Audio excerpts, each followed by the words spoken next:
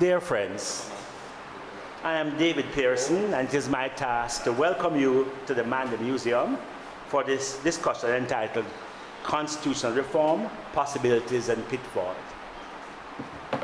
The discussion is being put on by the Caribbean Christian Leadership Network, a group of concerned Christians whose mandate it is to try to bring a lot of these discussional elements into the public forum, and where we'll bring the church and the society together, because we think that these matters are very important for discussion. Constitutional reform is a subject of much debate recently, and this is just one of several fora today discussing the matter. Thankfully, there's a moderator, Mr. Laleta Davis, who will do the more important thing of introducing the panelists and framing the discussions. But before we do that, I need to let you know that we have Al Jazeera Plus here. They're taping for a 7-minute documentary that they're doing on Jamaica's response to the constitutional reform process. They might be interested in doing some interviews with you at the end. We are not compelling you to participate, but we ask you to be nice and to accommodate them. We're also asking you to turn off your cell phones, not to turn them down, but to turn them off for 2 reasons. It will help to stop the interference, the possible interference in our discussions, as well as to reduce the strain on our center's bandwidth, and so will assist our audience in social media. So I want to say a special welcome to you who are here in the flesh in the center, as well as those who are online. So at this point in time, I want to turn you over to Mr. Laleta Davis, today's moderator.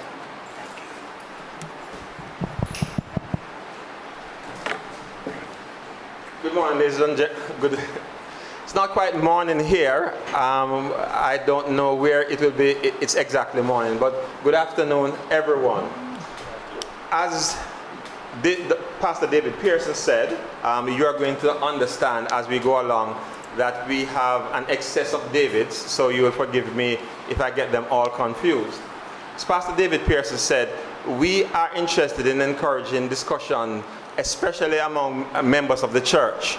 One of the things that we found is that our church culture, our church life in Jamaica is so wide and diverse that in many cases we have opposite and different views on many topics, and we don't have the opportunity to share the views and hear others in relation to those views.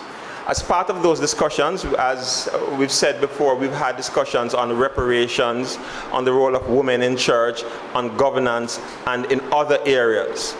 As part of those discussions, we felt that it was important for us to deal with the issue of constitutional reform. We are concerned, in particular, that constitutional reform is seen by some to be not important to the common man, that the man who is going to the market in Brownstown doesn't really need to know about constitutional reform. So we have brought 3 persons here who will shed some light on that. We have Mrs. Lalita Davis-Mattis, who is an attorney at law. She has worked with NEPA in the environmental space. She has worked with the Jamaica National Heritage Trust and is now chair of the Reparations Committee. And she is a member of the Constitutional Reform Commission, and we will hear from her. We also have Mr. David Batts. Mr. Batts has been an attorney at law in private practice. He has now gone over into government, and you might see his name in various places, serving the crown in particular ways. Mr. Batts, but importantly, has written a book called The Law and Constitution for Every Jamaican, and is concerned about the Constitution being important to every person, and that's one of the reasons why he's here. We also have Pastor David Henry. As I said, we have many Davids and no Goliaths so far. Pastor David Henry is an attorney also. He was at the Attorney General's Department, spent several years in private practice at Nunes Schofield, Dillon and Company, and he's now pastor of the Swallowfield Church and is on the Constitutional Law Commission also. So you will hear from them. You'll have an opportunity to ask them questions, and we will have an opportunity to be involved in so many different ways. We're going to start with firstly, before we start, for ease of reference, we have gotten their permission that we can use first names, so it's Lalita David, Henry David Batts, and Leighton, because if you start to call titles, when you have Pastor, Reverend, Dr. David Henry, it will take you half an hour to get the word out before you can ask any question. So we are doing it in a more informal way. So we're asking David Batts now to come and answer the question, does constitutional reform really matter to the average Jamaican, or is it something that these lawyers really want to do just to use big words and to twist us up in different ways?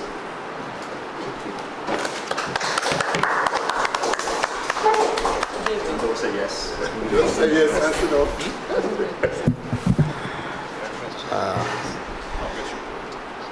Good afternoon, everyone. Good afternoon. I'm extremely honored to be here. The honor is doubly so because Lalita has turned up in purple and white, a color dear to my heart. Did I show you this as well?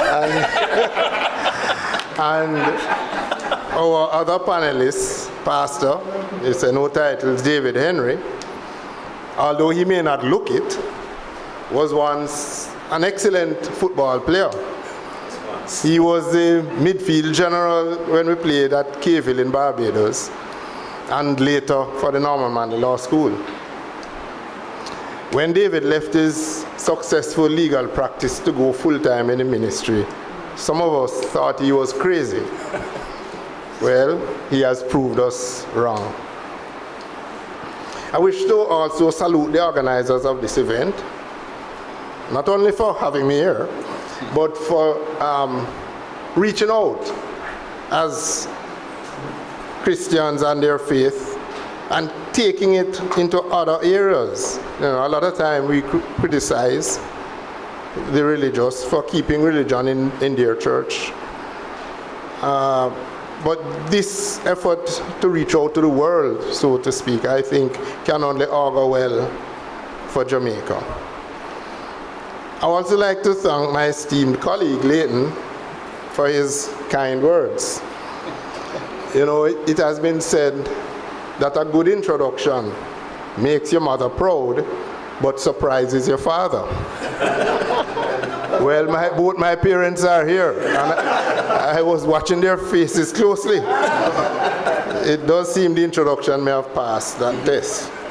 But interestingly, and closer to the moot, George and Clover, they got married in 1962, the year we received our new constitution.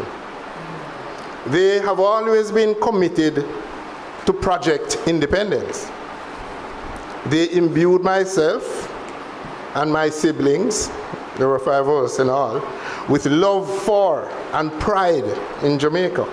As children, we were made aware of national symbols, of the need to stand when the national anthem was played. I have fond memories of participation in Independence Day parades in Falmouth, Trelawney, where we spent our early years. Yet, I doubt my parents ever became aware of the content of the new constitution. Neither did I, until I embarked on the study of law. This is remarkable. In a society where for 400 years, the vast majority had been effectively excluded from participation in the formal structures of governance. One would have expected a greater emphasis on public education about the Constitution after 1962. You see, societal norms and people's mode of conduct, people's behavior, are as much a cultural manifestation as it is a result of dictate. A law is more likely to be generally obeyed if it accords with values passed from one generation to another. Conversely, if the law runs counter to those values, it is likely not to be willingly obeyed. The value system, or if you will, the culture, is a direct result of the historical experience of the people. This is true at the macro level of the state, but is also true at the micro level of individuals in a family. Therefore, as we discuss constitutional reform, I suggest it is important to bear in mind that cultural dimension. Before I go on, it is a good time to remind you all that I do not speak for the judiciary. I could not do so even if I wanted to. This is because Jamaica has an independent judiciary. Independent means not only that no politician or businessman or anyone else can tell any judge what to do or think, but also that one judge cannot tell another what to do or think.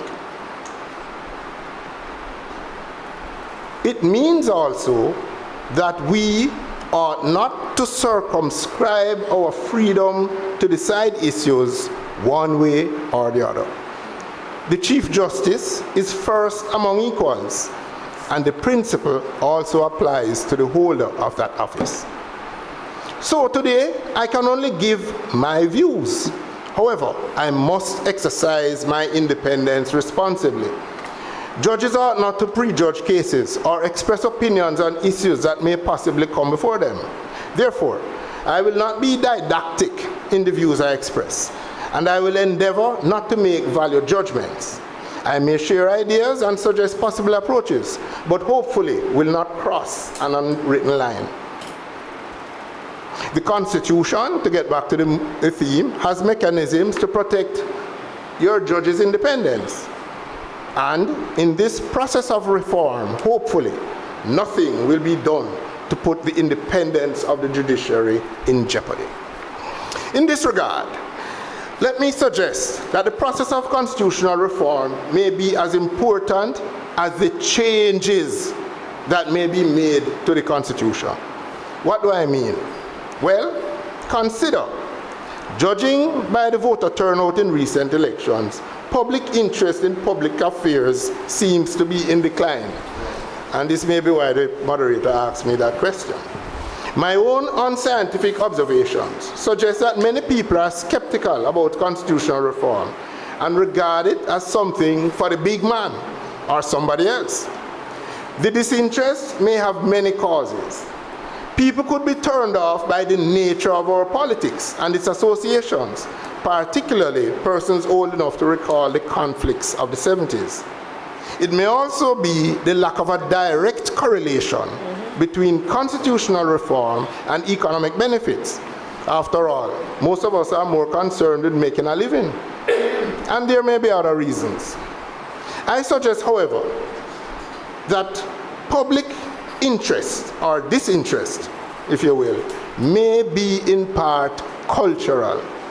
Culture I use in its broadest possible sense.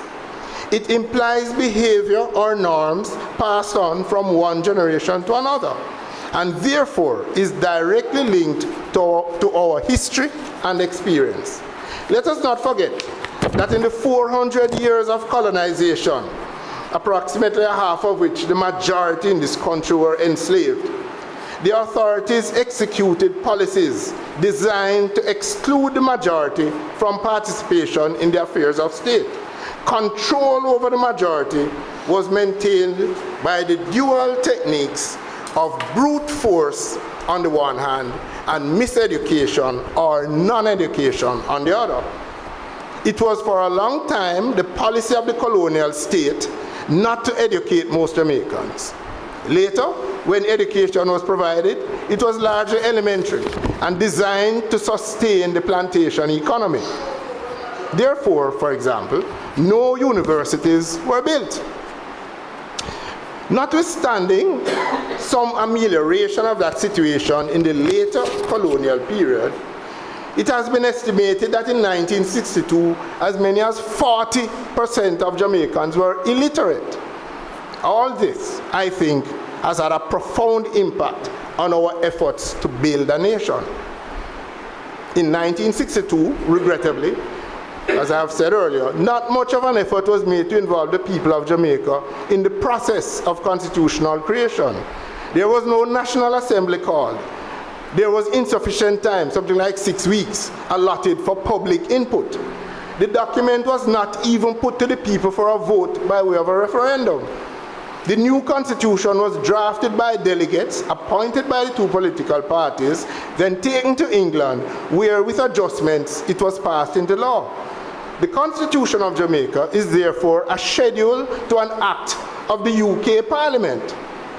Not surprisingly, most Jamaicans have internalized neither its content nor the value system it represents.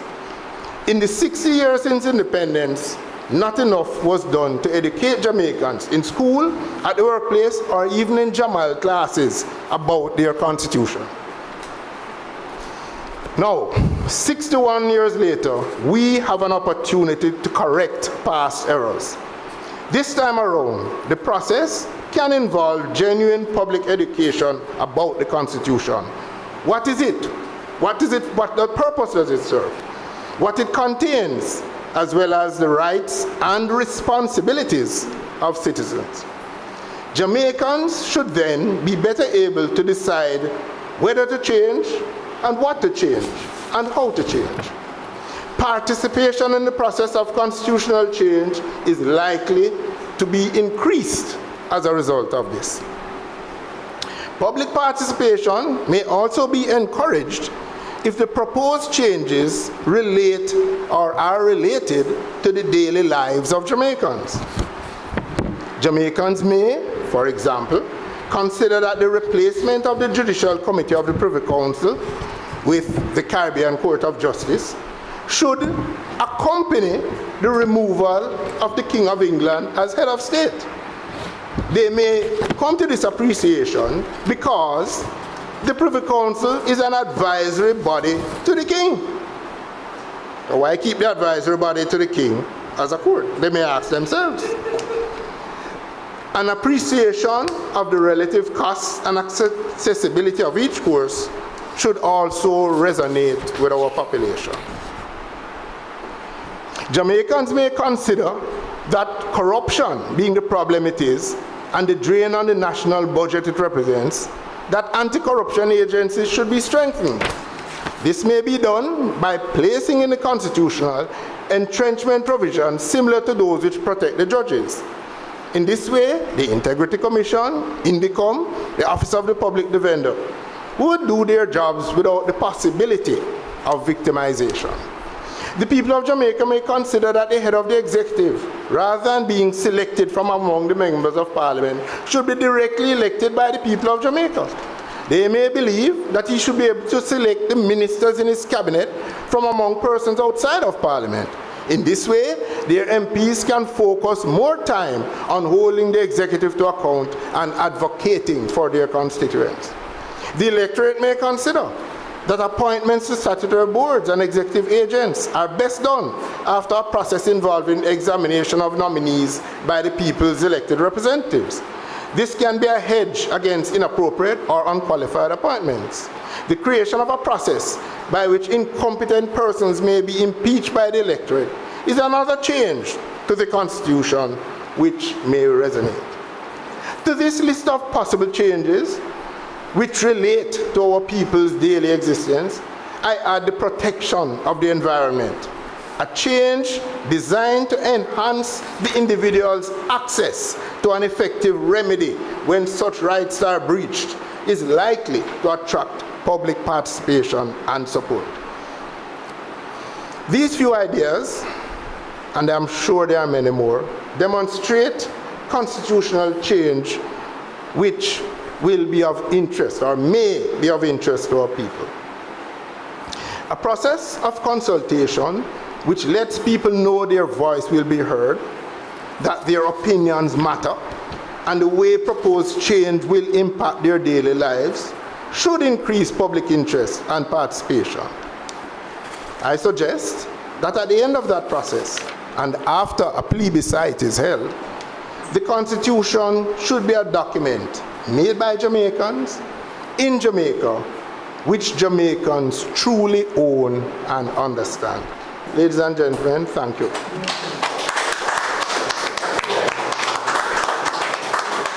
Thank you very much, Mr. Batts. I've known David Batts for a long time, and that's the briefest I think he has been. So we would need to be very happy about that. I think that there are a lot of questions, I think, which came out of that, and that's things for discussion. So please make a note of them as we go along.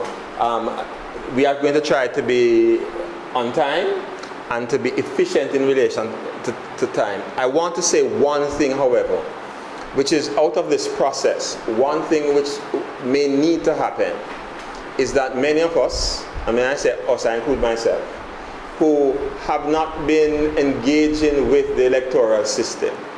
There are several of us who are not even enumerated because for various reasons. But it means then that persons who see this cause and see that this is important would have to become enumerated if we are going to be part of this process. So it is wonderful, and we Jamaicans are excellent at it, to stay back and criticize all of them, because all of them do it wrong. But we need to be in a position in terms of these things to be able to actually do something. I want to now invite Lalita to come and speak to us about the progress and other areas in terms of where we are so far in the process. Thank you so much. And I echo the sentiments of David that it is really a pleasure to be here. So the committee was formed earlier this year. And there has been much ado, much debate about many things, the composition of the committee, its work, whether or not it's shrouded in secrecy, whether or not we're engaging in nefarious activities, whether or not the ministers are going to be out, so whether or not the committee is properly constituted, most of us being lawyers, etc. So we have come a long way since March, and my task this afternoon is to just give you a brief overview of what the work has been. So the process is basically dubbed many things: the Jamaicanization of the Constitution, the reformation of the Constitution, etc., making the people sovereign. All these terms are being utilized within the context of the committee, as well as the context of the population in terms of what's going on and what does this mean. David mentioned what we call the man in the street. In other words, what's in there for him. A lady asked us this week, is it going to affect her UK pension? You know, people ask, is it going to affect trade? Am I going to need a visa where I don't need a visa? Am I going to not have a visa, etc.? So let us start with the nucleus of the discussion. So we are a sovereign nation. We are celebrating independence. Today is Emancipation Day. And at emancipation, we know what happened, and at independence, we also know what happened. We never, ever enjoyed independence as a people. So I think one of the views of not just this government, but the previous governments in terms of even the constitutional reform committees that were engaged before, is really just to look at where do we see our own constitution. And David did mention the hierarchy of where our constitution really is one of the lowest forms on the legislative hierarchy. It's an order. It's an ordering council attached to something. So then we also use terms such as repatriating the constitution, meaning bringing it back here so that it can be passed by the Parliament of Jamaica, passed by the people of Jamaica. So again, let's speak to the nucleus of this. So we have a king of Jamaica, and many people don't consider King Charles to be the king of Jamaica.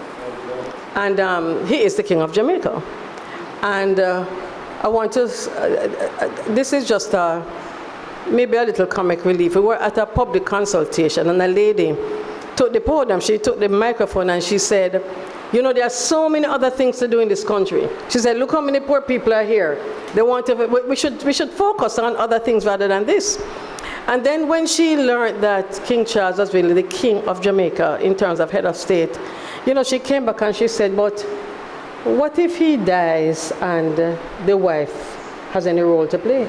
Then she says, okay, we should really go for the king. So in other words, but people do have different views about this process. So to dispense with King Charles III, King of Jamaica, the Constitution, of course, prescribes the methodology. So there's no way around that. And the Constitution prescribes how it works. In other words, you must have the consultation, there must be a bill, it must go to the public, it must go to the two houses in Parliament, and eventually it must go to the people. So nothing can happen unless it goes to the people. There must be a referendum. And so people must go to the polls, people have to be enumerated, and people have to vote whether or not they want to keep King Charles, King of Jamaica, or whether or not we want to move on. No. Even in moving on, people are asking, okay then, so what? What happens after that? What next after we do that? And so the minister did announce a series of activities. In other words, the process is three-phased. And the first phase has to do with the more difficult parts of the Constitution that need reformation. And one of them, of course, if we want to go republic, then it means that we have to dispense with King Charles being King of Jamaica as the first step. So the discussions in the council, in the committee, have to do with, so what is now going to be the role of this new president? And what is going to be the role of the prime minister? We have been having consultations, submissions are being made to the council, and people have a variety of views. Some persons ask, why do you need both? Why do you need a president and a prime minister? Some people say they want an executive president like the United States of America. Some people have made recommendations that are far left. Sometimes, so therefore our response would be ensure, at least personally for me, my view is whatever formulation we decide on, it must transcend generations and it must work regardless of who assumes the position. Because we are not creating a mechanism, we're not creating a governance framework or legislative framework that is pliable. It has to be secured for future generations. In fact, the issue of intergenerational equity in terms of generations to come, we are really the trustees here trying to have these discussions. And there are discussions about whether or not young people are interested, what is in it for them, they're on their happy way. It forms part of the whole reparatory justice movement as well as part of our own internal reparatory justice initiatives, because we now need to have our own constitution. We have been discussing the issue of the education of our people, and as David said, who knows anything about the Constitution? Even on the committee, most of us are lawyers, we're learning ourselves, because we really are not constitutional experts, so to speak. So we have our experts, of course, on the committee. We have, for example, Dr. Lord Barnett, etc. And we have, the committee, I think, is well represented, and I also think that, and I'm going to say this, I ask myself the question sometimes, who knows people's business and problems more than lawyers and pastors? I'll just leave it at that. In terms of the public education program, right, in terms of the public education program, we are going island-wide, we are going parish by parish, we are doing parish meetings, and we are also meeting with specific groups. For example, we meet with the Justice of the Peace, we meet with community groups, people have questions to ask, people want to know, so what of the JP, what's going to become of the JP? If you get rid of the king, what's going to happen to the custos, what's going to happen to all these other bodies? And of course the answer is, justice of the peace are necessary for the effective function of the country. So whatever it is that we're going to call them, they will remain. In terms of the value system, David also mentioned the value systems, and I think that this is a process by which we should determine what is it that we want Jamaica to look like. What do we want to see for ourselves? So we can always say, let's do it like the US. We need to ask ourselves, are we politically mature enough to do certain things? You know, what are the driving forces? Should we stand back and say, okay, there are all these examples from various jurisdictions, but what is it that we want for Jamaica? We have also said in the committee that some of the elements of the Constitution have served us well, have served this democratic process well. People say throw it out. One man said, basically just burn it. We said, no, you can't burn it because the provisions in the Constitution say you can't burn it. You can't get rid of it because there's a prescription as to how you effect the various changes. These are some of the issues. One of the other issues that we have been discussing is the role of the Member of Parliament. There are Jamaicans who believe that the Member of Parliament should not have a ministerial role because you voted him in to take care of the constituency, and that should be his role. And therefore, the MP should keep the MP role, and then you should have ministers. People have made recommendations. They say when they go to the polls, they want to see the ministers there. They want to know who they are voting for. They want to vote for the Prime Minister separate from the MP. People say when you go behind that ballot box, what you need to see on it is the MP for the constituency, and then you must know who the Prime Minister is going to be so that you have a vote. So that if there are two options, that's what you have. So people have very various ways of determining how is it that we domesticate the Constitution, but also how is it that we ensure that people are sovereign. And in a sense, what does that mean? A gentleman asks, okay, all these lands are vested in the Crown now. Are they going to be now vested in the people? And then I ask, and if we vest in the people, does that mean you can build a house on it tomorrow morning? So these are questions that we have to ask ourselves because people want rights. There are other rights that are not necessarily in my view, for the Constitution, and perhaps for other legislation to be amended, etc. So the land issue is one, beach is one. There are groups in this country, for example, like our indigenous groups, and some people don't believe that we have true indigenous peoples. That's a discussion that's ongoing. But people are saying, I want to be recognized in the Constitution. We had previous discussions even outside of the Constitutional Reform Committee where some groups are saying, I want when you take up the census that I'm identified. So the census should say, I'm a Maroon, I'm a Taino. So all these rights are coming in. When the Constitutional Committees that met prior, some rights I would say were perhaps latent. Today they are no longer latent rights. They are rights that are on the table. What are we going to do? Are we going to open the book and say, okay, let all ideas contain and all rights will be recognized in various ways? What do we really want in terms of our own constitutional reform process based on what it is that we want to see within our own country? The issue of Commonwealth citizens, for example, the committee had met, and basically I think, David, I think we can say we had, within the committee itself, that we had reached some consensus in saying Commonwealth citizens should be considered foreigners. Because right now, Commonwealth citizens can participate in the electoral process. But many of our people are not necessarily Commonwealth citizens, let's say the US citizens. And we have seen those stories in the media, we have seen them play out in Parliament, etc. So is it that we should continue to retain the notion that Commonwealth citizens have a role to play in our democratic processes? And if you live abroad and you want to come back and serve, what are the prescriptions that you should adhere to? Should you, for example, be required to live in the country for a period of years prior? Persons have said, or should you have to renounce your citizenship? Which is what we do now. So there are various matters to be discussed as we go forward, even as we think of dispensing with King Charles. Some of the other areas as well also speak to, and this is my take on it too. Should the Constitution, for example, address state responsibilities? Some constitutions have provisions for state responsibilities. Some constitutions have responsibilities for citizen responsibilities. Are we going to consider those matters as part of what we want for ourselves? We just amended the Bill of Rights a couple of years ago. Do we want to review them? Are there new rights emerging that we want to include in them? So these are the areas. So the issue relating to the trajectory in terms of the time frame is a very important one. And I know the minister in her sectoral speech actually requested or urged both political parties to commit to the completion of the process. Because you can't go and say, okay, we are going republic. So we now have the Republic of Jamaica.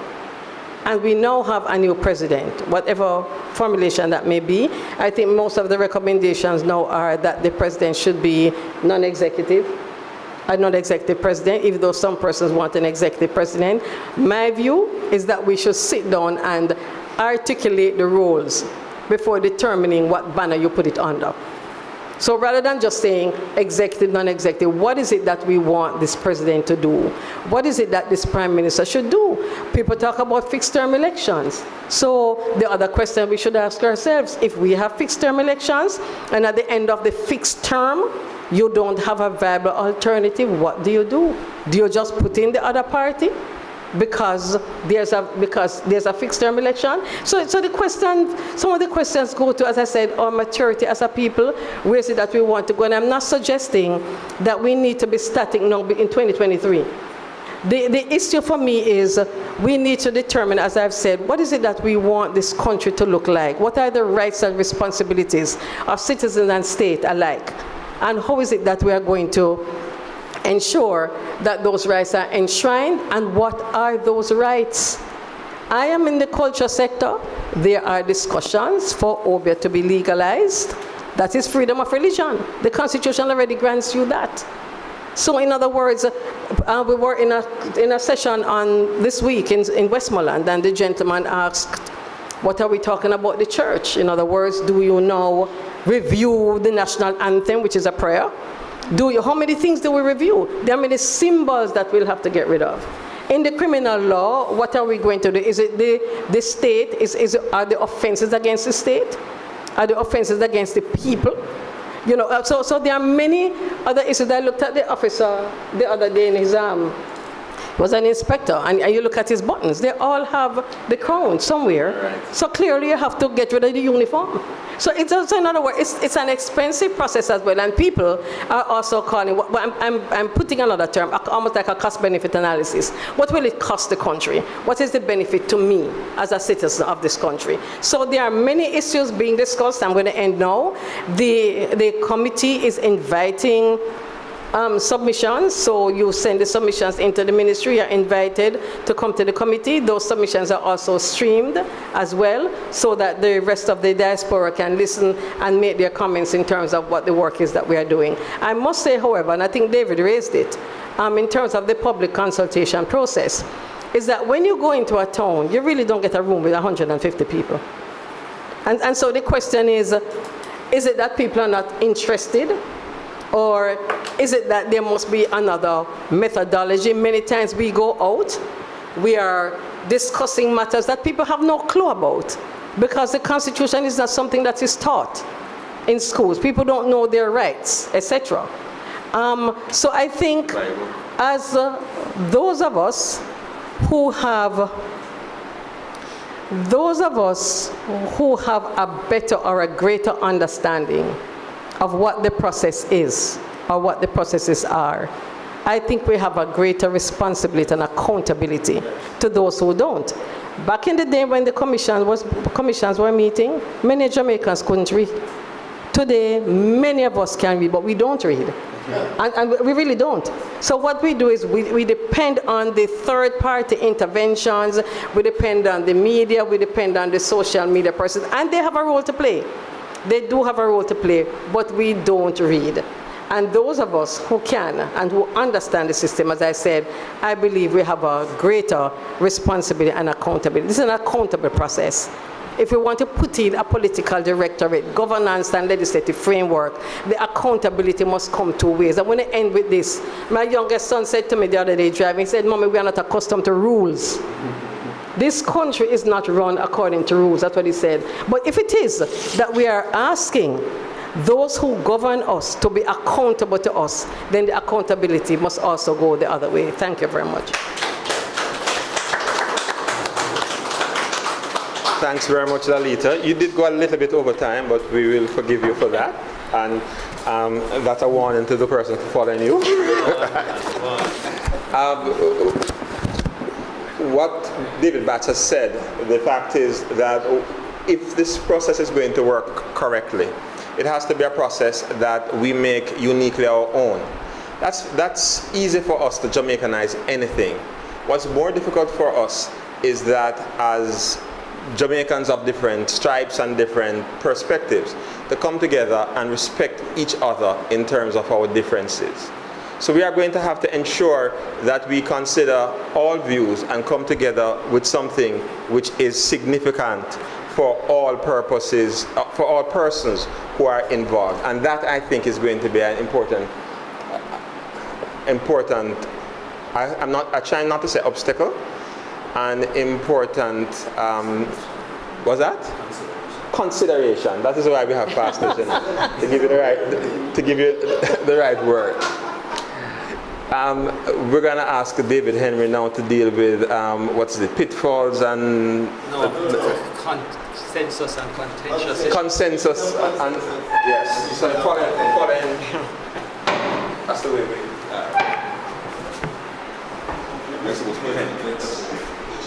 Okay. Good evening, ladies and gentlemen. Good evening. Good evening. Thank you, Leighton, for your warm welcome. It's really a pleasure for me as well to be a part of this conversation with friends. Leighton, it was alleged, looked a little like me back in the day, but I'm sure that you all see that there's a significant difference and favoring in another direction. Like him, though, I share concerns about Lolita's colors, purple, but notwithstanding that, my friend David Batts and I go way back, as he indicated, from football days and in university and so on. I have been asked to share on areas of consensus and contentious issues in the moves for constitutional reform. As regards consensus, the Constitutional Reform Committee has agreed that the process for constitutional reform requires significant public education. And this is so for, among other things, the pervasive ignorance, and I use that term not in the pejorative sense, the pervasive ignorance in our society regarding the Constitution, as has already been said. This public education should include sharing what we believe is clear, simple, and understandable terms to the broad demographic of the Jamaican society, our children, youth, adults, elderly. What is a constitution? And what really is a republic, which is a form of government which is being advanced and envisaged? The classical definition of a republic is one where sovereignty resides in the people, government of the people, by the people, for the people. And CRC has agreed, as the Constitutional Reform Committee has agreed, that public education, public engagement, consultations, receipt of submissions, both oral and in writing, are a necessary prerequisite to the formulation of recommendations by the CRC to be submitted through the Minister of Legal and Constitutional Affairs to the Cabinet to inform the drafting of the requisite bill to be laid before Parliament for constitutional reform. Public education, as Lalita said, has already started and is to be further advanced through the Jamaica Information Service. In fact, the GIS initiative, I understand, commences today and should run for 6 months. The committee has invited individuals and groups to make written and oral presentations to the committee, and we have heard quite a number of submissions from various civil society organizations, community stakeholders, and individuals expressing a wide range of views. And we have also embarked on a series of stakeholder and town hall meetings in different parishes. Now, the bill. What is it that is being proposed in the bill? What are the areas prioritized for reform? Well, there is consensus in the following areas. 1, substituting the monarchical form of government by which King Charles III is King of Jamaica to a republican form of government. 2, Jamaicanizing the Constitution of Jamaica by having our Constitution enacted in Jamaica rather than as it now exists, as has been expressed, as an order in council, a schedule made by the British monarch in Buckingham Palace. And it's interesting, we are in this space where I understand some of the drafting may have taken place and then the bill was taken up to England, passed by Buckingham Palace. For these reforms to be made, it will require the approval of the electorate in a referendum after the passage of a bill with 2/3 majority support through the Houses of Parliament. A significant issue raised by a number of commentators, however, is whether Jamaica should adopt a presidential system of government such as exists in the United States, as an example. This move would represent a radical change in our system of government, and both political parties would need to support such a change. The committee, however, as presently advised, is not persuaded that this is desirable, workable, and in the best interest of Jamaica.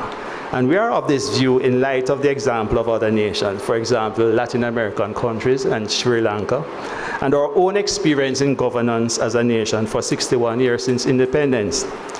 We favor the retention of a parliamentary democracy. Under this system, a president may be appointed as head of state and the prime minister as head of government. The committee has commenced consideration whether, in light of the costs of maintaining a formal head of state, that's a president, if it is necessary or desirable to retain such an office.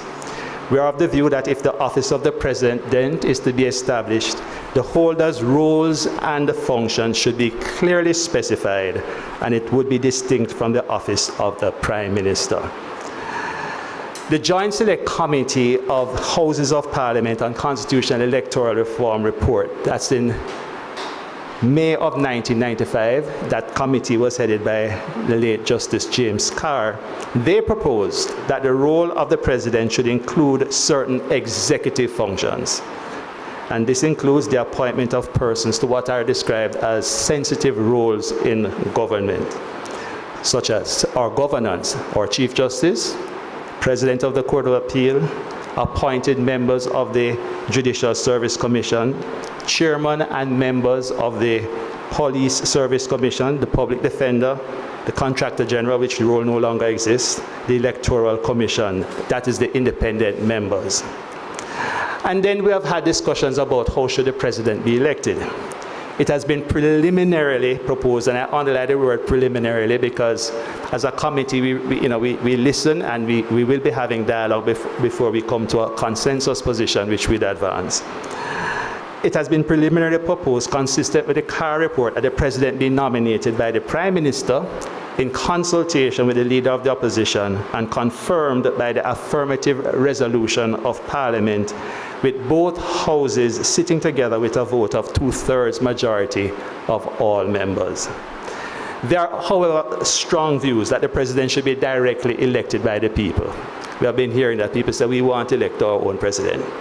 It is my view that election of the president directly by the electorate is not inconsistent with a parliamentary democracy. There are also strong views that the Prime Minister should also be directly elected as well as senators. That's a view. In terms of general consensus, the CRC is of the view that any reference to any country other than Jamaica in the Constitution should be as a foreign country. As such, there would be the removal from the Constitution of any reference to the Commonwealth and any privilege attached to Jamaica's relationship to the Commonwealth. So in a broad sense, I've just spoken to areas of consensus and some kind of weighing of issues. Let me now deal with contentious issues. A number of us are of the view that there is need for other significant changes in our system of governance. There's a concentration of powers in the office of the Prime Minister, which has facilitated prime ministerial dictatorship. Some have said bullying and improper exercise of powers by the government of Jamaica. Now, when I speak in this way, I'm actually reflecting positions that I've heard and also what I've seen. And these positions have, in fact, been said by leaders on both sides of the political divide. I want to share 3 recent developments which have galvanized my view that we need to advocate for appropriate changes in our system of governance now, beyond the abolition of the monarchy, appointment of a president, and enacting our constitution in Jamaica. 1, pay hikes to political leaders. In the face of clear acknowledgement by the government of Jamaica of A, poor performance and poor performance by some MPs and ministers, B, the absence of job description for parliamentarians and ministers. This is now being corrected after the fact. And thirdly, in the absence of accountability structures and systems, performance indicators, evaluations, or appraisals, the significant pay hike to all MPs and ministers is tantamount to paying oneself from the public purse for abject inefficiency, woefully inadequate performance, and rewarding poor performers. The display of purported solidarity by the Prime Minister and leader of the opposition with the masses who are economically suffering by not accepting their salary increases lacks substance, since all other salary increases to the political directorate remain intact. The credibility, in my opinion, of all parliamentarians has been compromised by the shadowy manner in which the pay hike issue was addressed, and reinforces distrust, I believe, in the general citizenry of those who lead us on the system of governance. Someone mentioned earlier that people don't vote, and there's a falling off. In fact, our last election was 38%, the lowest in our nation's history. Of enumerated persons, right. And I believe that some of these kinds of things are the reasons why people are saying, well, disinterested. In these circumstances, in fact, I believe that the Constitutional Reform Committee, of which I sit, may be viewed as willing conduits for foisting symbolic changes, that is, removing the monarch, appointing a president, which disguises the continuance and perpetuation of the dictatorial rule of the government of Jamaica through its control of the executive and legislative arms of government, manifested so outrageously, in my opinion, in the pay hike saga. Secondly, the attempts by the government of Jamaica to neuter the Integrity Commission, which was appointed as a watchdog for integrity, transparency, and accountability of the government, is cause, I believe, for alarm and concern. And thirdly, the developments that have culminated in the July 28, 2023 passage of the amendment to the Constitution to increase the age of retirement of the Director of Public Prosecutions and the Auditor General to 65 years, and to allow for extensions of same up to 70 years is cause for concern. I want to align myself with the statement issued by the Jamaican Bar Association that, and I'm quoting from them, there are serious, compelling questions as to the validity of these amendments, in particular, whether the amendments and the manner and procedure by which they were made contravene the Constitution, end of quote. As many of us may know, the matter is in fact being challenged, or it has been indicated it's going to be challenged in the courts, and so certain persons on this panel cannot say anything about it. The matter is in fact being challenged in the courts, and the Governor General has been asked not to assent to the bill, although I understand the bill may in fact have been passed. Jambar noted, and I agree, that there are aspects of this matter that are indisputable and highly undesirable. The amendments were carried through Parliament without the consultative process that ought to be adhered to, respected, and employed in matters concerning an amendment to the Constitution, being the supreme law of the land. They continue, of equal concern is that the absence of consultation appeared on any objective analysis to be deliberate. The hasty passage of the bill proposing to amend the Constitution caught the nation, and from all reports, opposition legislatures by surprise. There was no opportunity in the lower house, from all reports, for any informed or prepared debate on the bill. And I want to say and admit very candidly that the changes also took the Constitutional Reform Committee entirely by surprise. And we shall be discussing the implications at an emergency meeting, hopefully to be held this week. To further quote from Jambar's press release, to describe the amendment as simple as was done by the Honourable Minister of Justice in his address to Parliament on Tuesday, 25th July 2023, is reflective of the scant regard for the weighty matters that arise from the amendments in question and the assurance of a parliamentary majority which guarantees a planned outcome regardless of the undesirability and potential unconstitutionality of the process. They continue, the Constitution is and has been judicially described as a living instrument, and Jambar is firm in his position that this hallowed instrument must at all times be accorded treatment and that recognizes its supremacy. The mere adherence to the provisions that set out the required parliamentary vote does not automatically mean the results are cloaked in constitutionality. the procedure adopted or not adopted, and the purpose for which the amendment is made are critical factors in any assessment as to whether an act is constitutional and conforms with the spirit of the Constitution. And in fact, Jambar went on to urge the government not to apply the amendments to the incumbent DPP because it would raise a kind of shroud of distrust over the offices of the DPP and the Auditor General. That is a risk they said that no responsible government should seek to assume. It is critical for good governance and the transparency that is so central to Jamaica's democracy that these two offices are seen to be independent and uninfluenced by political or other factors. I've highlighted 3 areas that have caused me concern then as to how we manage our separation of powers and the powers that ought to reside in government. To address these matters of governance and other areas of concern, it is my view that the Constitutional Reform Committee in its remit should give attention to addressing now a number of areas, and these have already been mentioned. Term limits for parliamentarians, appointments to the Senate, qualification for ministers. We need to talk about fixed election dates, impeachment of public officials, possibility of recall elections of parliamentarians, entrenchment of the Electoral Commission of Jamaica, which has done sterling work in our nation, and that ought to be enshrined in our Constitution, in my opinion. Entrenchment of the Integrity Commission. Consider the adoption of the appellate jurisdiction of the Caribbean Court of Justice. It's my own view that it's inconsistent with our being a republic for us to go to the King's Court to be advised as to how our laws are to be interpreted. Now, as to where the final court should reside, there is a Caribbean Court of Justice, but there needs to be a full and frank discussion as to where our final court should be. Removal of qualification for parliamentary seats of commonwealth citizens who are not Jamaican citizens. And we need to talk also about the role of the diaspora, which Lalita spoke about earlier on. A number of these matters have been significantly opined on by the previous commission and other Jamaicans, so there is groundwork in place to move us forward. And it is my view that it should be the ambitious, I describe it, that it should be the ambitious and sacred undertaking of the government of Jamaica and the opposition to address the deepest and needful concerns and aspirations of the Jamaican people.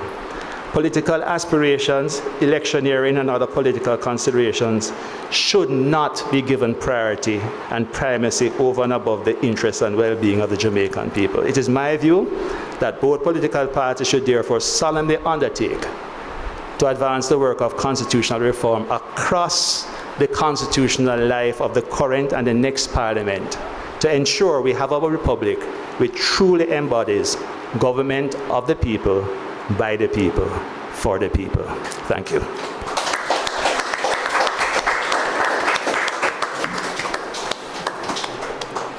Okay, thank you very much. The two Davids have been stirring us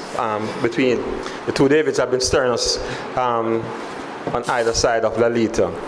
We are going to change how we had set up our program before, and we are going to go directly to questions from the audience. I think that what has been said has brought several questions to mind, and so therefore we are going to arrange that.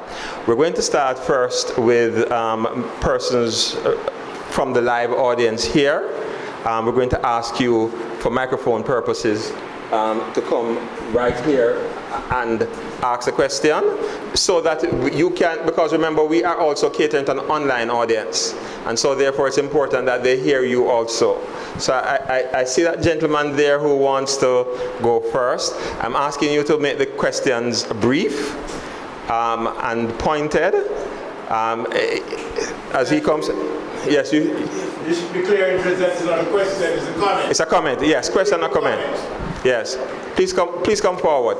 We ask you, if I can just say before he starts first, that the great Jamaican fast bowler Michael Holding was very good off his long run, but when he needed to, he bowled off the short run. We're asking everybody to bowl off the short run today so that we can go through very quickly. My comment will be in keeping with my height, so I finish at about 7 o'clock. And the comment is to thank most sincerely the organizers of this presentation here this afternoon. God bless you all, and Yukengele, I want to thank you in a very special way. But for me, it is a very significant presentation because today marks the 185th anniversary of our ancestors being registered as persons. So there is nothing else you put in your journal. We are all given a name. Hitherto, we were named as animals. I often wonder why my pet named Lucy, just like Auntie Lucy, and I now know. So I want to commend you all and to thank you most sincerely. Thank you very much. Let's give it to...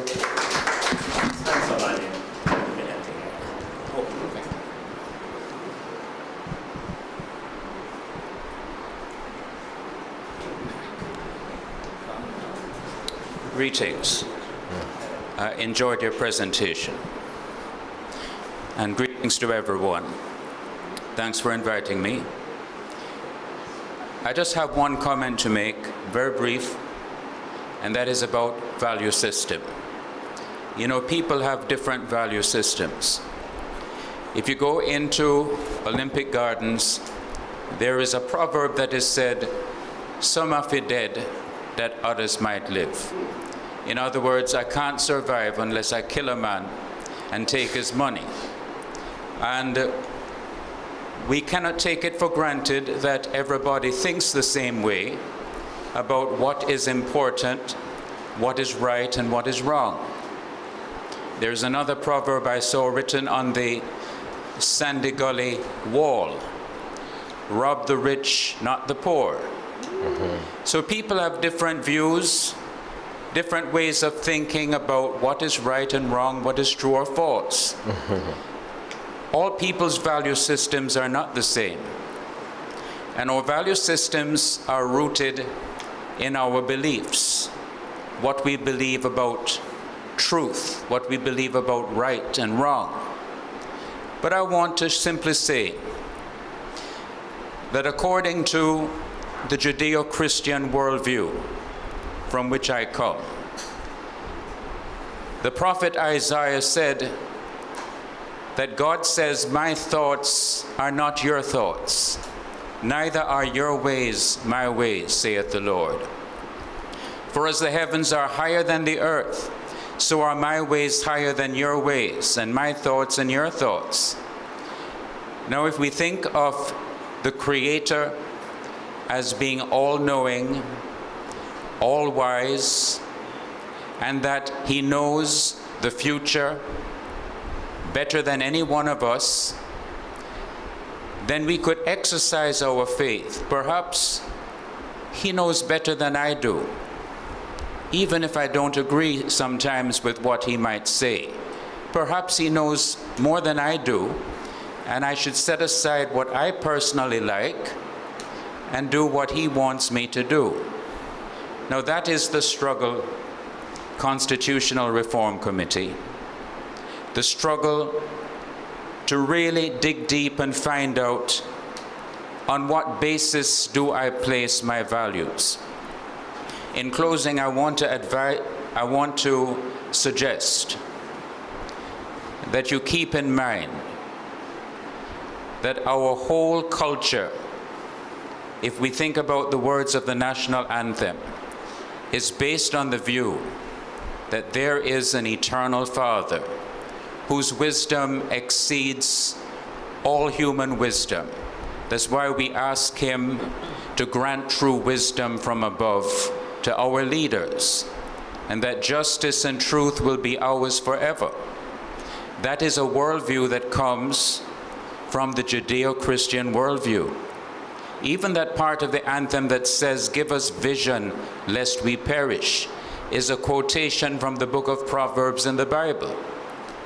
My most important concern, Constitutional Reform Committee members represented here, is the value system that may be represented in the new Constitution. We're very concerned about that. More than anything else, I think I speak for many Christians, we are concerned about the value system that will be the foundation for this new constitution. Thank you.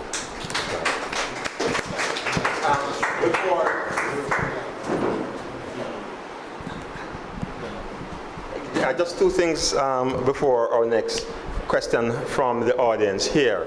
There is a question online which I think follows in relation to that, and I'm trying to ensure that these lovely people who are here are also given an opportunity.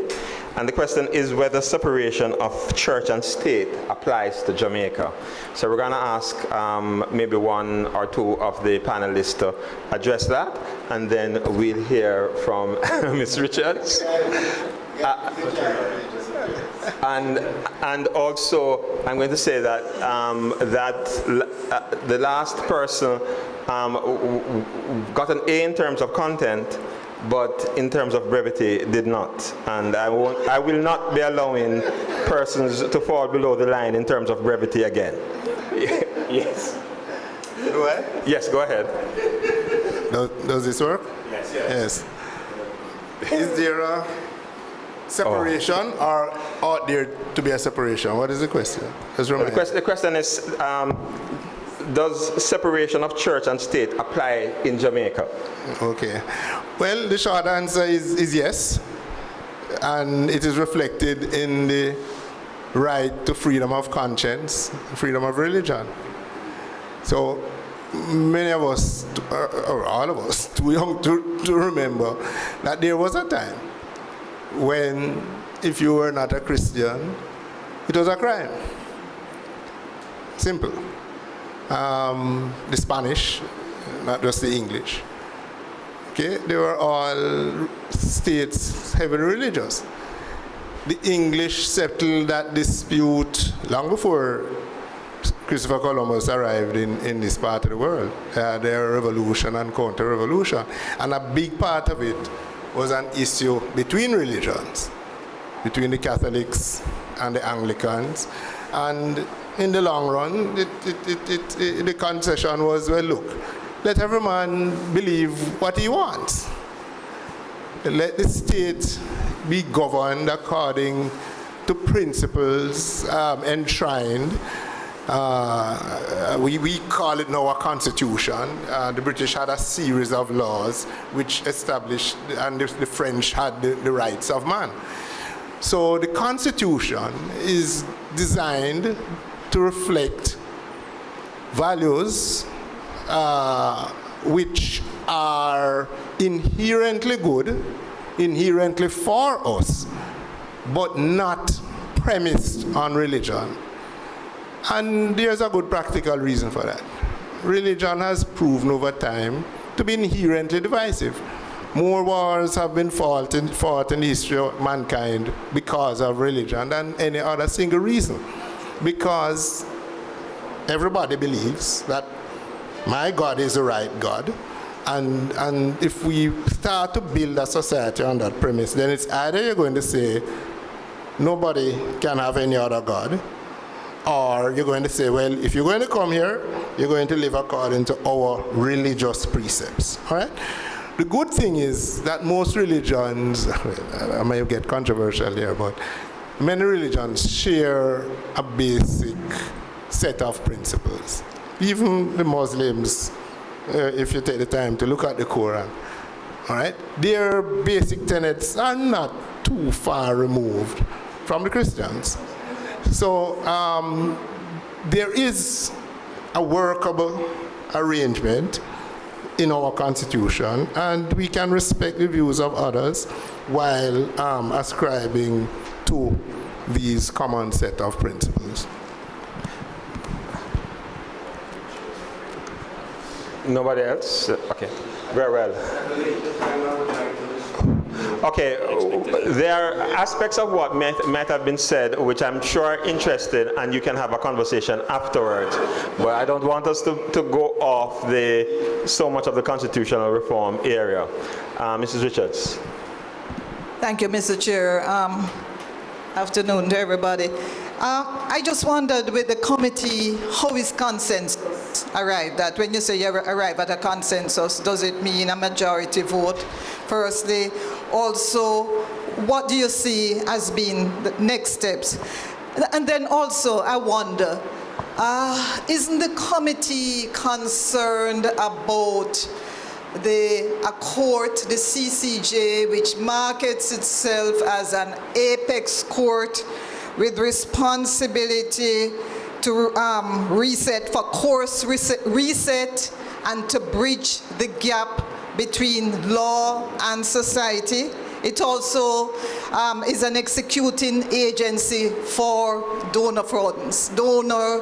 So whilst I understand and I'm sympathetic and so on with the view that we should leave the Privy Council, I have concerns about the CCJ, and so I wonder if the CRC is aware of these concerns and whether they share these concerns. Thank you. Okay, so the consensus question first, and then the CCJ question. So let me answer the first question, which is how is consensus arrived at? There is a process as outlined by Lalita and myself in terms of public consultations and so on, after which we will be deliberating, and then we will, by a majority, come to a position on the various issues that are before us to then say, this is what we will recommend. So that's a consensus of the committee? Of the committee. And so this is the committee going forward? And the minority positions will also be recorded as well. Right? So as it is right now, there's really no consensus position on even those issues I've indicated. They are preliminary consensus positions because we are still in the process of hearing from the various groups and so on. But we at least wanted to come to a position on matters so that we can put it out there and invite feedback.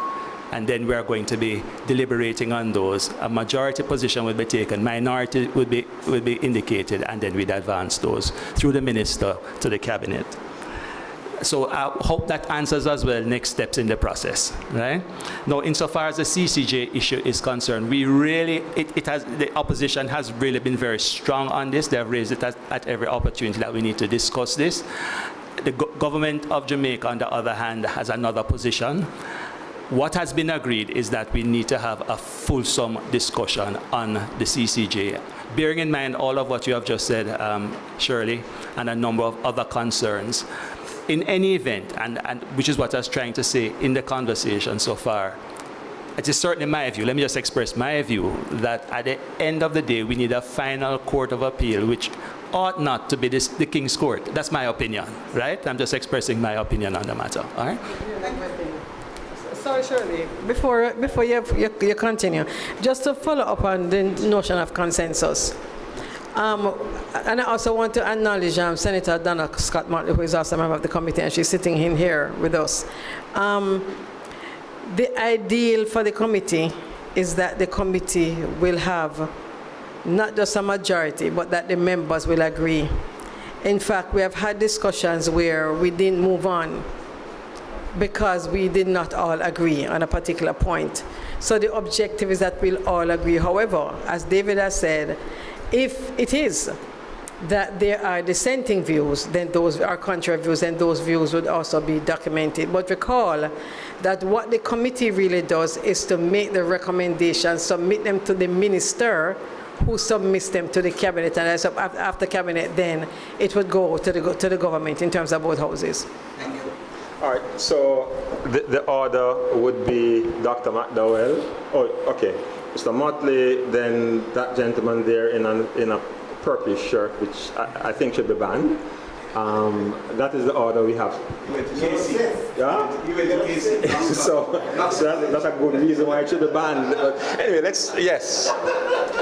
Yeah. Mm-hmm. My wife can beat me when I get home. I want to say something about us in the Caribbean. I am not a fragmentologist, if that is the term that I should use. I am a strong integrationist and a strong understanding of what our people had to go through to make these countries our own today. And what is going on is that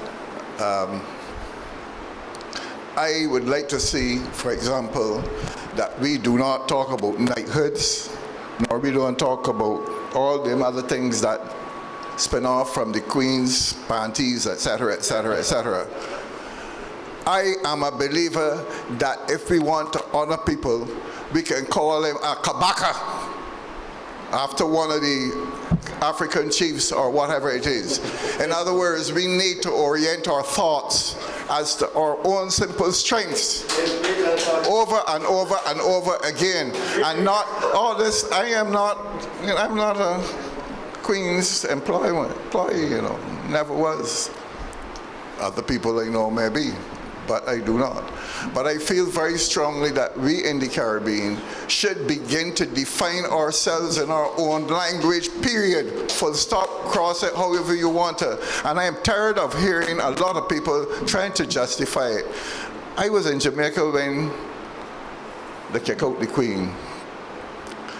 You see that little girl there's that running Barbados?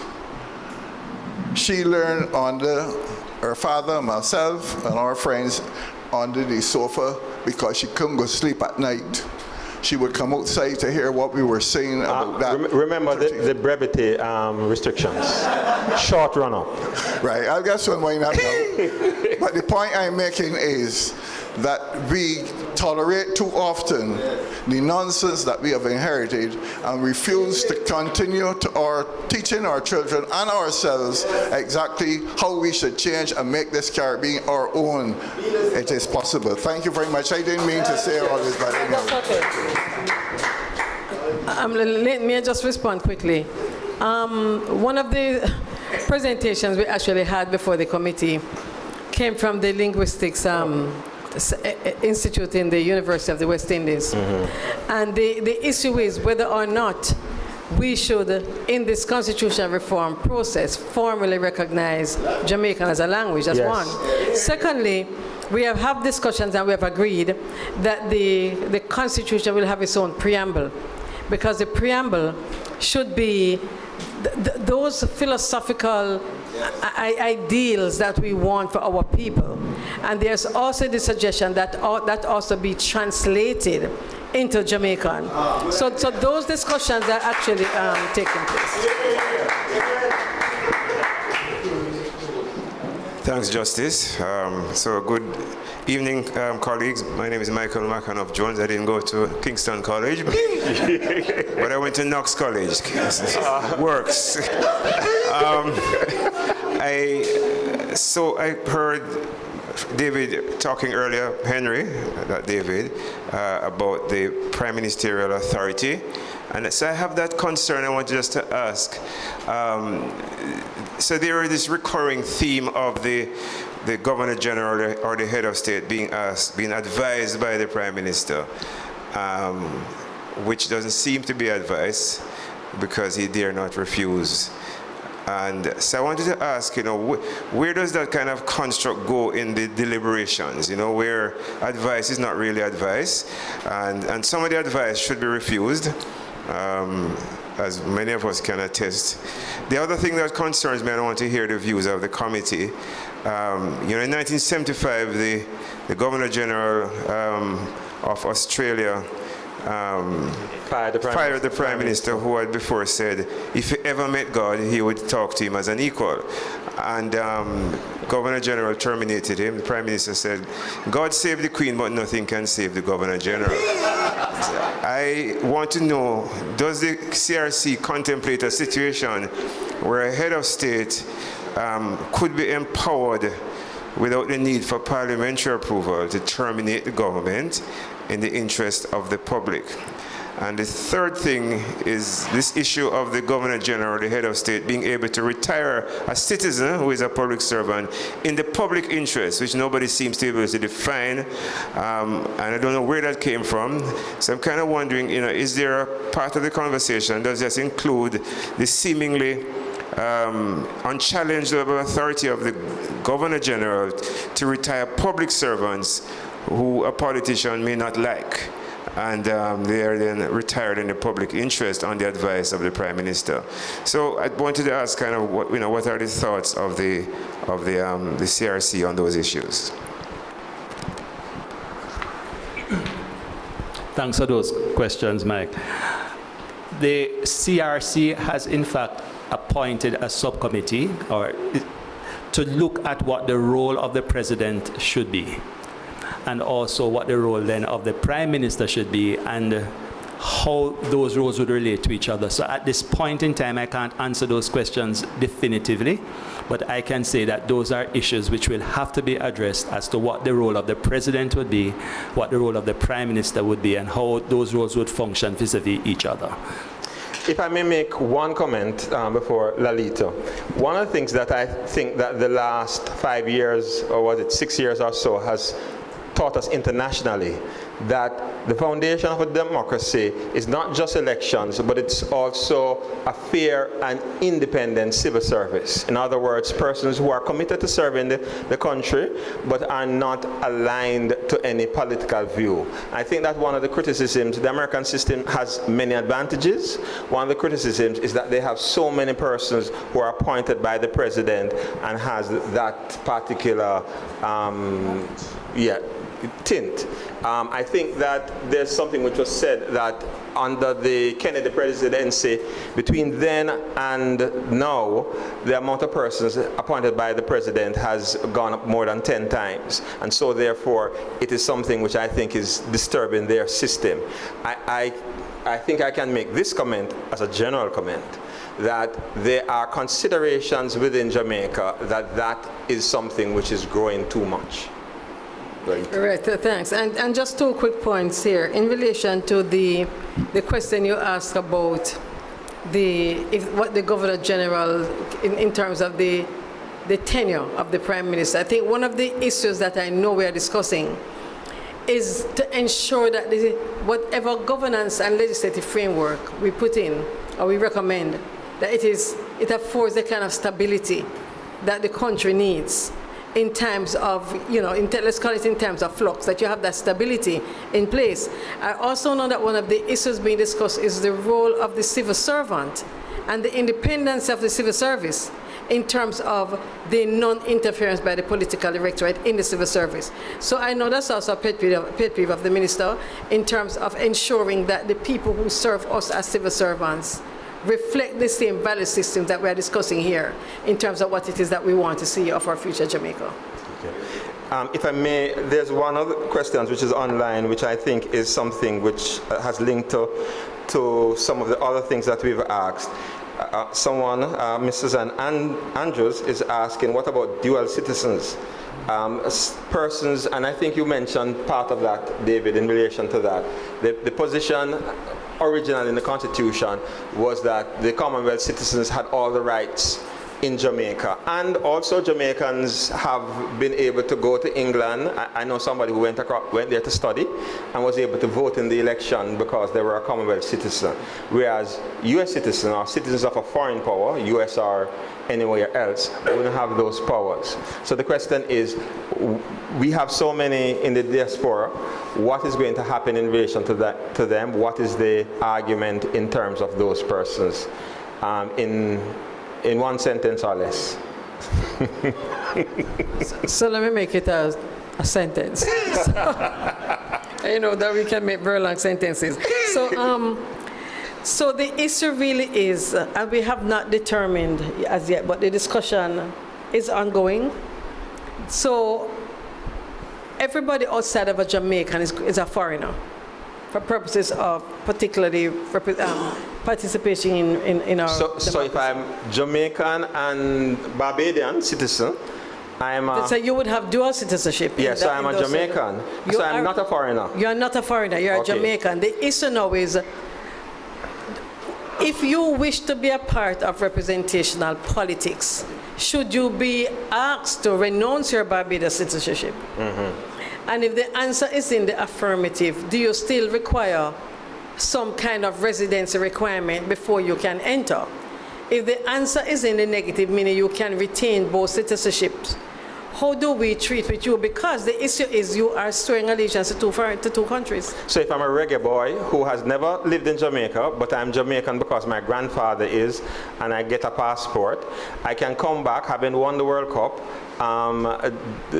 renounce my British citizenship, and then run to become Prime Minister. But then the residency requirement would also now have to be a prerequisite, okay. right? But then remember, the big issue is, so that route is can you represent your country? Can you swear allegiance to Jamaica when you're swearing allegiance to another foreign state? Yeah. Okay. Voting. All right. Vote, yes. Voting as a dual citizen. Thank you. The question is, can a dual citizen? If you're Jamaican, you can vote. Okay. But the issue, remember, one of the other issues is whether or not you can, in terms of the diaspora now, whether or not you can vote from overseas. So that's a discussion that's also has been going on for a while in Jamaica, and it's also an issue being discussed within the committee. Okay. All right, we may have an opportunity for 2 more questions. We are trying to, to keep within our time, which is very un-Jamaican, but we're trying to. Okay, hi, good afternoon. It's an honor to be in the presence of such prominent jurists and counsel. Is you she talking about? Justice, please. Yes, good afternoon all. I just think that it needs to be kind of unequivocally said, especially in a space like this. And as a believer and as soon to be attorney as well, I think I'm well positioned to state this, that this exercise of constitutional reform as believers, something that we must remember, it is not an exercise in Christianizing Jamaica. And I think much of our population has a gripe with us as believers over them feeling that that is what the Christian population is trying to do. On the question of value system, while it is valid, I think it's needs to be remembered that the cause of Christ in Jamaica and advancing that cause is about introducing Christ to people and having them know him first. I think any kind of legislative process or any kind of legislative result must be exactly that, a result of people's hearts changing, people's lives changing, people encountering Christ, as many of us have, and then producing that result. Let me just respond to you quickly. On that note, a gentleman asked us sometime last week, what do we mean by church? In other words, they asked, what is church? In other words, is church Christianity? What is church? I also want to say that many of us as Christians perhaps don't know that in many fora in this country today, there is no prayer. I just want us to know that. Because depending on the form that you're in, the presumption is that it is multi-religion, different people, and therefore I should not force you to say amen to a prayer. So I just want to say that the practice is already here, right? So that's one.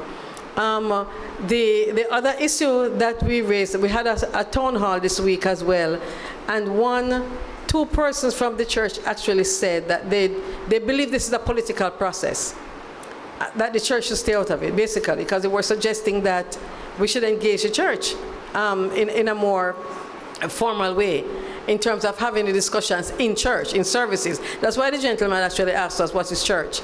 But there are persons who also still believe that this is a separate process. In other words, the notion of being spiritual, you have a spiritual process that's separate from a secular process, and that therefore there's that divide. So Christians must engage within certain contexts. So I mention it because I think what you have said is very important in terms of how we go forward. And I also want to say to us as Christians that what we knew as religion years ago is not the same today.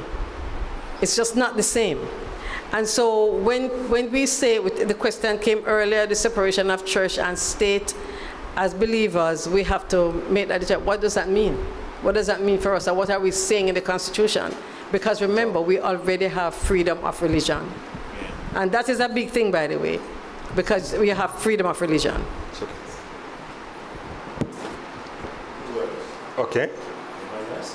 And well, if there's nobody else, we have to go back to you. Unless there's anybody else who had...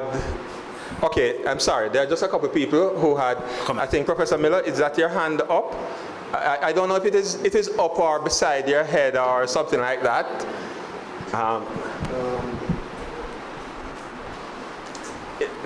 Last year in our governance series, Professor Miller spoke about the involvement of persons from church in government and those other areas. So it is good to continue that discussion here. Yes, sir. My hand went up and almost came down. I see. Because when I listened, it seemed to me that we want to start Jamaica over from scratch in 2023-24. That we started from scratch in 1962? No, the whole... No, it's a question. Did we start from scratch in 1962? Not at all. But many of the reasons of the constitutions we are saying is not the constitution of the people. Is because Jamaica is because... Sorry, could you just a little bit closer? Sorry. Yes, and I'm taking account of where I am, you know, and it seems to be almost sacrilegious to say that the constitution that we have is not Jamaican, because the fact of the matter is that Jamaica came into being through some of the highest expressions of democracy, a referendum. And when the government lost the referendum, said, we will allow the people to choose who will form the government. To accuse those people of not being Jamaican and Jamaicanized and so on, to me, is, you know, because the fact of the matter is, the reason for a lot of things in the Jamaican constitution is that it couldn't be decided whether it would have been Sir Alexander or Norman Manley would be elected, and it was left to the people. The people are sovereign. We do not make them sovereign. And we cannot speak about Jamaican democracy without adult suffrage in 1944. Because then it is when, and a lot of the questions we're talking about have been decided by the Jamaican people in elections. If we fail to recognize that political parties have campaigned and on many of the issues we're talking about. In addition, the lowest turnout for a legitimate election in Jamaica was 2.67% in 1983, and the government that was elected was legitimate.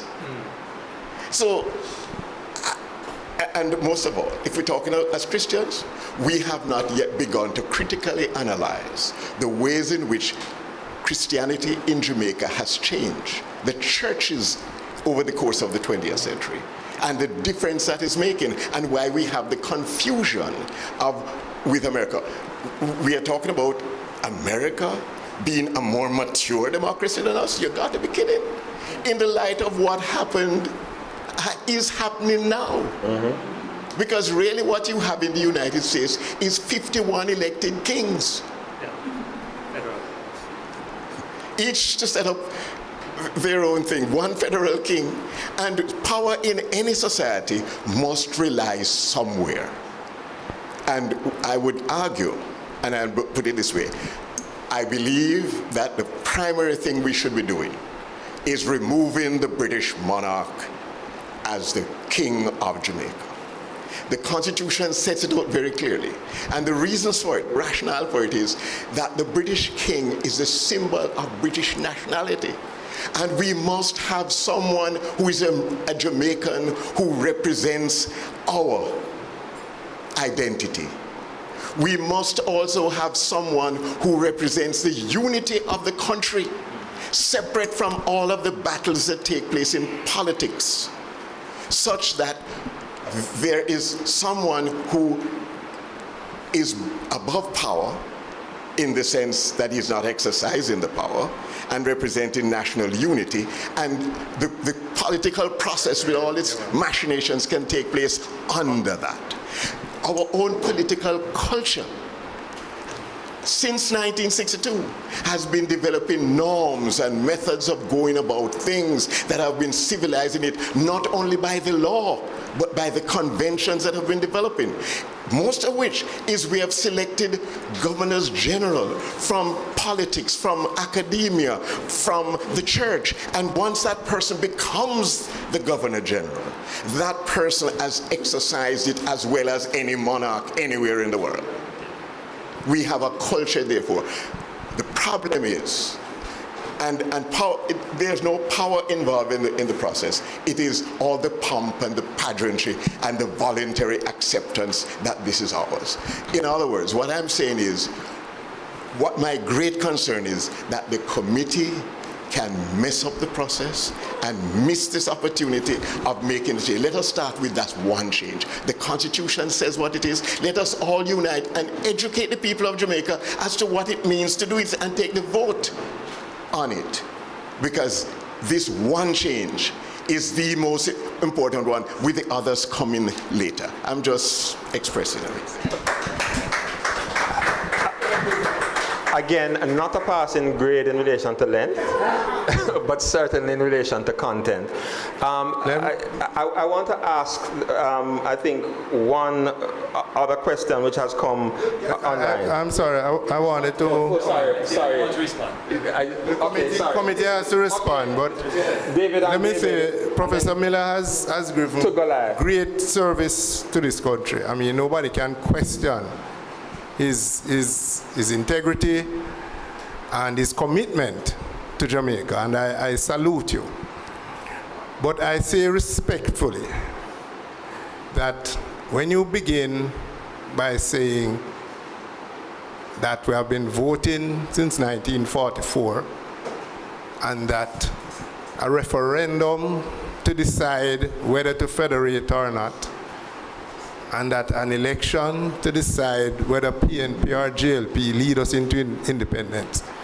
If you are suggesting that in 1962 was sufficient to educate the people of Jamaica about what a constitution is, what their rights and responsibilities are, and what the constitution meant in terms of national movement forward, if you are suggesting that those things was sufficient, then you either have not been paying attention to what has been happening in our country at the grassroots, or you are so intellectually high in the stratosphere that you forget.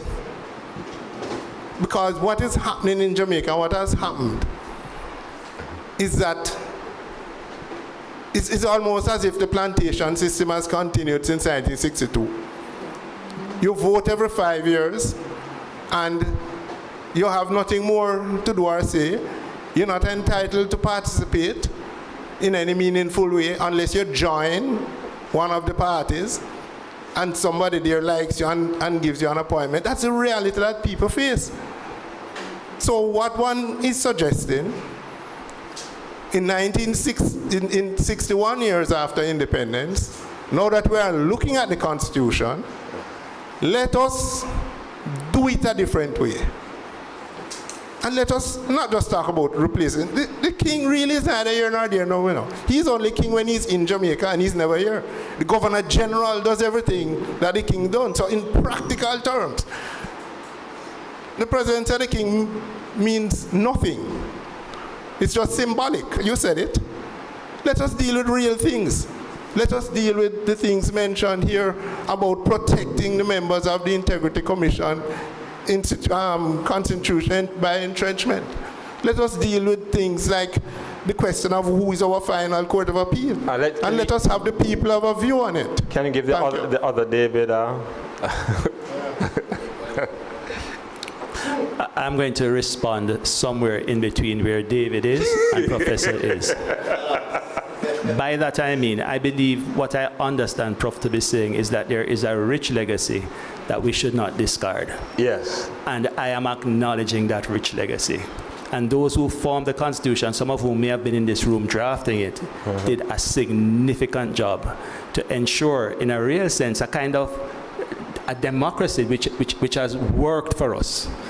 It has worked for us, but there are many gaps. And we are acknowledging that there are issues that we need to address in the journey towards where we need to be as a republic. And in that regard, I want to express my own view that it is desirable for us to have a president as a person who represents national identity and unity, and that we, in fact, as I think we all are agreed that we need to get rid of King Charles. And I'm saying that in inverted, we need to move on to a republican form of government and enact a constitution in a Jamaican instrument. I think that's an important part of the process. What I have submitted is we should not be content to stop there, although I know that's the easier thing to do. But in light of our record, our history, and how we have seen how the thing have played out, which is where I'm going, where David is now, issues like Integrity Commission and enshrining Electoral Commission, dealing with some of those issues that are the reasons behind why people are not engaged in the democracy. And I want to feel that we should come to some kind of consensus on those kinds of issues at this stage. We are 61 years of age. And we should be able to address some of those and not be content to just say, okay, we get rid of King Charles and we have a constitution that's made in Jamaica. That's my own position. Let me just add just one thing. In terms of the committee, I also want to put on record that there is a clear and a strong recognition that our democracy has served us well. And that in terms of the review of the Constitution, we are not throwing out the baby with the bathwater. So that's one. And the other thing too is that the committee started this work with an in-depth look at what the work of the other constitutional reform committees, what they have achieved, what were the recommendations, what recommendations have already been in terms of taken on board, and what other recommendations that we also now need to take on board, in addition to those other issues which we identified that would not have arisen at the time, perhaps because those issues were latent, or perhaps they were not of any political or national importance, but that currently those issues are now on the table being discussed. All right, I'm going to, somebody we're going to end, and some of the conversations will continue afterwards. I'm going to ask Dr. McDowell. He's been asking a question, and I want him to formulate it. He's asking a question about for the panel, what it means to be sovereign. And I'd like him to explain, articulate the question that you're asking, and we can hear a response for that. Huh? Well, yes, you could ask it rather than articulate. That's lawyer talking. They affected me. Good evening, everybody. I didn't want to be put on the floor like this, but thank you very much, Leighton. Well organized. We keep saying constitutional reform. We speak about a sovereign nation, and we almost say it as if we all understand it. I'd actually ask, could they explain a little bit more what it means to be a sovereign nation? As simple as that. So let me start, and I think it's a good point, because we are a sovereign nation. Within the International Free League, we are a sovereign nation. Jamaica is a sovereign nation. I think the issue is the discussion about the republic making people, in other words, David used this term, by the people, for the people. I think it's an important point of departure for us to understand what that means. Because as we have said in other fora, you could wave the most beautifully written document and it doesn't change anything. Because until people understand what it means, that you can make a decision for yourself, that as a people we can define who we are, and Prof said it as well. Who are we as Jamaicans? So there are many things that we have learned, and there are other initiatives outside of the Constitutional Reform Committee that are addressing some of these very issues in terms of who is a Jamaican. And really, as I said, we have to teach people what it means to be, we are sovereign people. So there's nothing that we are doing now that's taking away the sovereignty. The issue of what we call the repatriation of the Constitution, Prof raised a question as well, is that it's going to be now passed by the Jamaican Parliament. So in essence, when we go to referendum and we address the fundamental legislative and governance frameworks, what we'll have is most of the Constitution remaining as it is in the first instance. But then go back to what David said. What are those other things that we need to do as of right and now for our people to ensure the level of accountability that we want to see in this country? And what role do people play in that process? Because I'm of the view that this process, so the committee didn't call this meeting, but Jamaicans are taking it on and having their own consultations. That to me is a reflection of people assuming the role that this process is mine and that I want to be a part of that.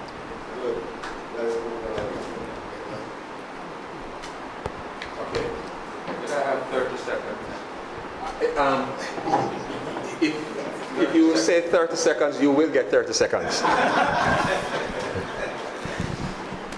It is a great mistake to separate God from life.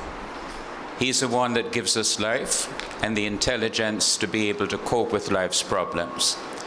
And with regard to government, whatever form of government it is, God, who is a creator, must also be the ruler. He must set the rules. And if any government disobeys those rules are invalid. You actually have about 3 seconds left. You have about 3 or 4 seconds left. Thank you very much. I see Professor Miller, you're going to be 30 seconds also? 30 seconds? Okay. Justice, I tell you, I follow you, I respect you. I also tell you this. The last time I was chastised, as you have done today, was in December 2000 by both the Prime Minister and the Leader of the Opposition. Excellent. Who said, you people who come from the university, you have no idea of runnings on the ground. And my answer to him is, fine, sir. But if we manage to clean up the system, will you both promise to establish the Electoral Commission of Jamaica, which was promised in 1979? I rest my case. Okay, I think that was... That commission now needs to be entrenched in the Constitution. In fact, I haven't looked at the legislation recently, but for many years, the legislation that dealt with the Electoral Commission says temporary or something. And it has been temporary since the 1980s or something like that. 2000. It was confirmed. The temporary. It was changed. It's not entrenched. It was 2010. But it has not been. Okay. And we don't comment on Parliament, remember? Yes. So, having said that, I'm going to invite Yekengele to give the vote of thanks. I like father, like son, that you keep within the... I wrap up things, I don't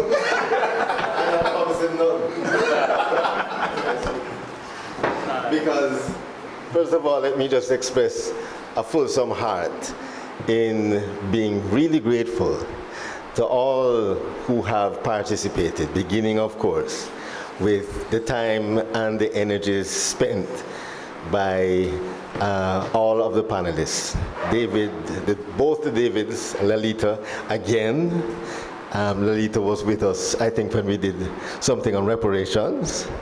And the light that is shed, even if it's among a small amount of people in the beginning, because I can clearly say that the light that has been shed on the subjects that we've been talking about, there are sparks flying in my head, and I know that there are sparks flying in people's head, which are going to be the subject of other conversations, people to people and people to pulpit to pew and whatnot and have you, and so we fulsomely I believe that I'm echoing a really a spirit of gratitude that the committee, which represents basically the state in motion and the conversations that's happening here, the church.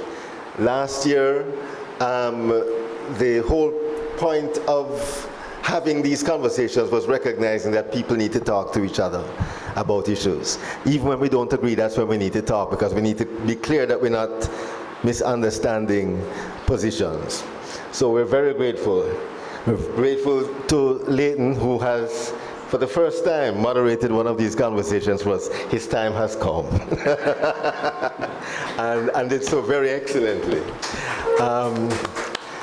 And of course, I want to thank everyone here who participated. I'd like also to let you know that it's not just talk. We're really grateful. We have some refreshments for you back here when we're done, so that some of the banter and the conversation can continue.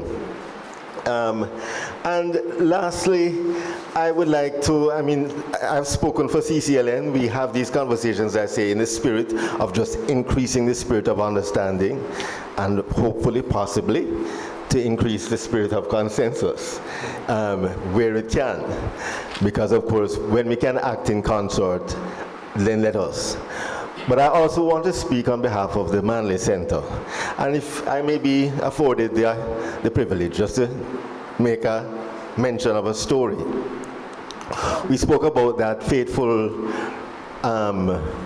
referendum that Mr. Manley submitted his ideas to, that it had to pass the people test.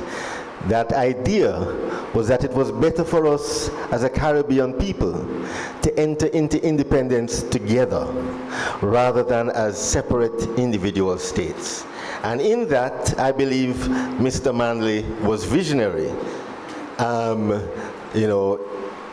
Before the European Union, before the African Union, I guess it's only the United Kingdom and the United States of America that understood the power of collective sovereignty. And Mr. Manley, what many people don't know is that when he lost that election, he really lost everything. He had actually been spending or liquidating his assets to fund his political life. Very atypical for a Jamaican politician. The man goes into politics wealthy, one of the wealthiest lawyers, and he ends basically landless. Where we are now is called regardless, because his wife then, Edna, after the elections was lost, Manley lost all of Drumblair Estate, which, to understand Drumblair Estate, Edna used to ride her horses galloping full speed. We're talking about 100 of acres at least. And this little lot of land was all that was left because Edna begged, wait, give me a little plot somewhere, because you need to die somewhere. And so this little plot of land was the last legacy of the Manley once Drumblair Empire, where everybody knows the Jamaica that we are living in was envisioned and talked about, and it was a melting pot of the high intellects of the land. And I think it was in that room one day, Edna suffered the indignity of a robber went through the window and stole her handbag. These things are not normally spoken about, and I'm aware, I don't know, but I think the time that has come to tell the story. Speaking about time. Yes. Speaking about time, the time has come to tell the story. I'm not keeping you long, but I'm mentioning the story for a reason. That where we are is symbolic of the root that we have come from. And to honor that root, to match that spirit of service, is something basically that is always a challenge. And so while we talk to each other, let us also inspire each other to act in that spirit of service, as has been the legacy of all who are here. We need to somehow find a way to, because the issue of the people being dispirited is always before us. And so all of us who continue in that service, Christian service, civic service, let us, remembering where we have come from, build upon that. I just want that to be our last word as I welcome you to Drumblair, to regardless. Edna named it regardless because she felt regardless of what happened in life, carry on. This is where we are at. Strength and power to you all. Please enjoy our refreshments at the back. Thank you so much for coming. Is there anything I forgot? Yeah, how are they going to get back? Oh, very good. Very good. Always a pragmatician. So there is a walkway, and I think it is lit. If not, we have to turn on the lights. And you can go around the back. We'll turn on the lights around the back now. And there are refreshments waiting for you. So we welcome you to continue the conversation, to continue the fellowship, to refresh yourselves. And we hope to see you at the next conversation. Thank you so much. Thank you. We just want to remind you that Al Jazeera Plus may want to speak to some of you. Thank you. And David Batts doesn't have personal security here, so you can always attack him. You have my permission.